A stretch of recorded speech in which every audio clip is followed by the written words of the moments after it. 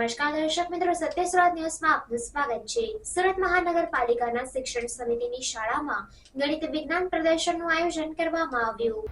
સુરત મહાનગરપાલિકાના શિક્ષણ સમિતિની શાળા પાલનપુર ગામ કવિશ્રી ઉષ્ણસ શાળા ક્રમાંક 318માં ગણિત વિજ્ઞાન પ્રદર્શનનું આયોજન કરવામાં આવ્યું હતું। બાળ વૈજ્ઞાનિકોએ મોટી સંખ્યામાં પોતાની કૃતિ રજૂ કરી હતી। કૃતિમાં 15થી વધુ પ્રાઇવેટ શાળાઓ અને 50થી વધુ નગર પ્રાથમિક શિક્ષણ સમિતિની સરકારી શાળાઓએ ભાગ લીધો હતો। બાળ વૈજ્ઞાનિકોએ પોતાની કૃતિ મૂકી અને એમના પ્રયોગ રજૂ કર્યા હતા। 6 જેટલા નિરીક્ષકોએ 1, 2, 3 નંબર આપી બાળકોને પ્રોત્સાહિત કર્યા હતા। રાંદેર ઝોનમાં મોટા ભાગની પ્રાઇવેટ શાળાઓએ ભાગ લીધો હતો। આ ઉપરાંત 6 CRCની નગર પ્રાથમિક શિક્ષણ સમિતિની શાળાઓ પોતાની કૃતિ રજૂ કરી હતી તે જોવા મળી હતી।